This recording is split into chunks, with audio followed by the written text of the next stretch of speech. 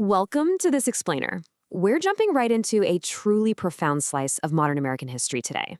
We're going to trace the absolute whirlwind evolution of LGBTQ plus rights in the US, look at the critical legal battles that redefine the landscape, and honestly, explore the literal life and death stakes of health outcomes for the community over the last few decades. So let's get right into it. Think about this for a second. How did the treatment of an entire community do a complete 180, going from outright criminalization to constitutional protection, basically within a single lifetime? It's wild to think about. The sheer speed and scale of this legal and societal transformation are absolutely stunning. To wrap our heads around how we got here, we've got to rewind a bit and see exactly where things started. Section 1, The Shadows, Criminalization and the Underground. So let's travel back to the 1960s. It was a really dark era. Simply existing as a gay person in public was often treated as a literal crime. I mean, homosexual acts were illegal in every single U.S. state except Illinois. Because of this sweeping criminalization, places like the State Liquor Authority in New York considered just serving a drink to a gay person as inherently disorderly. And the fallout from that, legitimate above-board businesses absolutely wouldn't touch gay bars. They weren't going to risk losing their liquor licenses, right? So this vibrant community was forced completely off the grid and into some really vulnerable hidden spaces. And well, because legitimate businesses wouldn't step in, nature abhors a vacuum, right?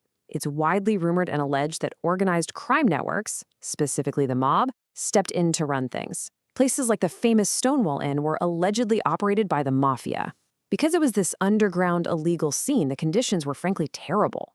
You're talking watered-down drinks, insanely high prices, and sometimes literally no running water behind the bar to wash glasses. But everything changed on June 28, 1969. A police raid at the Stonewall Inn didn't just end in the usual quiet arrests. Nope, it sparked a historic, days-long rebellion. The community finally said enough and fought back against the raids and the exploitation, which really ignited the modern fight for legal rights. Section 2. The Health Crisis. AIDS in the 1980s. So right as the fight for civil rights is gaining momentum, this sudden, terrifying new health crisis emerges out of nowhere. Just listen to these words from AIDS activist Larry Kramer. He asked, "Is it intemperate or rude to ask what kind of country or world is this where a plague can be allowed to rage out of control?" You can just hear the sheer anger and desperation there. Activists like Kramer and groups like ACT UP realized pretty quickly that they had to fight for their own survival, mostly because the relevant authorities and entities in society were completely ignoring them. Their rallying cry became a literal truth for them. Silence equals death. To put the devastation into perspective, by mid-1985, there were over 12,000 reported AIDS cases in the U.S. And the really terrifying part? It carried a 60% fatality rate at the time. Thousands of people were dying. Getting an HIV diagnosis back then was effectively a death sentence. And the early governmental response was notoriously, tragically slow, which left both patients and doctors feeling entirely helpless. But, numbers only tell part of the story. The crisis eventually gained human faces that forced the broader public and lawmakers to actually wake up and pay attention. You had Ryan White, a teenager from Indiana who contracted HIV through a blood transfusion. He was actually expelled from his middle school because of the fear and stigma at the time. But his very public battle completely changed the nation's perception, showing this wasn't just a so-called gay disease. Shortly after his tragic passing, Congress passed the Ryan White Care Act in 1990, and that's still the largest federally funded program for people living with HIV and AIDS today. We also lost absolute cultural titans, like Queen's legendary frontman Freddie Mercury, who died of an AIDS-related illness in 1991. That really forced the massive human toll into the global spotlight. With the system failing them so entirely, marginalized people literally had to take science into their own hands. Take the wild case study of Ron Woodruff and the Dallas Buyers Club. Diagnosed in 1985, Woodruff was basically given a 30-day prognosis. At the time, the only FDA-approved drug was AZT, which he found to be highly toxic. So, he just refused to accept it. He actively smuggled unapproved experimental compounds from places like Mexico, Japan, and Europe, and he distributed them to thousands of desperate patients through this underground Buyers Club network. By taking these massive self-directed risks, Woodruff ended up outliving his 30-day prognosis by more than 6 years.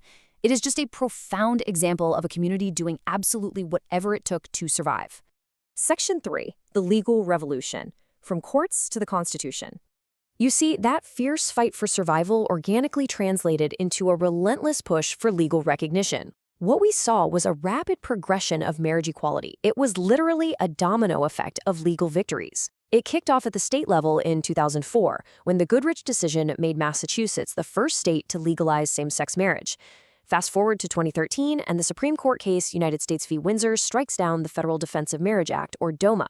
Just 2 years later, in 2015, the landmark Obergefell v. Hodges ruling effectively nationalized marriage equality across all 50 states.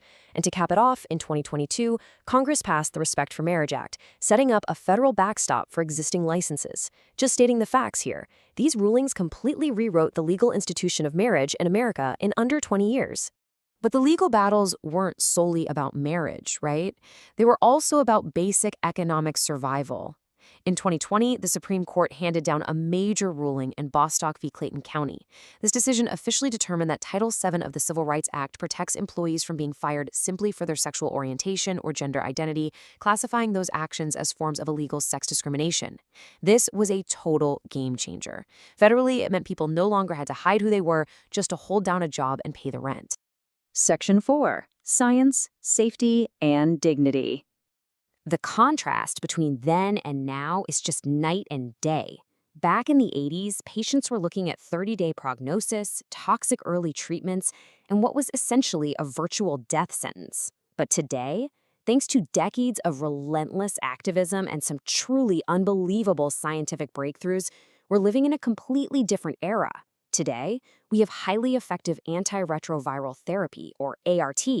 When taken as prescribed, ART leads to viral suppression, so HIV is absolutely no longer a death sentence. On top of that, we have pre-exposure prophylaxis, PrEP, which is a preventative prophylactic treatment that minimizes the risk of catching the infection in the first place.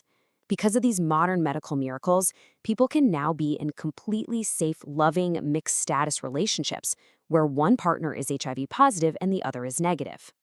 The sheer darkness of the past has been met head-on with the light of modern medicine. Which brings us to our final takeaway. Science clearly shows us that gay people have always existed, and that same-sex orientation is actually a natural variation found in so many different species, way beyond just humans. But beyond the biology of it all, the overarching lesson from this entire explainer is about fundamental human rights. Consenting adults absolutely deserve the right to enter into relationships with one another, and they deserve to do so with dignity, safety, and without having to worry about being harassed or subjected to violence. We've witnessed this incredible journey from the shadows of the underground all the way to the highest courts in the land. So, the question I want to leave you with is this. As society continues to evolve, how do we ensure this hard-won dignity remains protected for the generations to come? Thanks so much for joining me to unpack all of this. I hope you found it as fascinating as I did.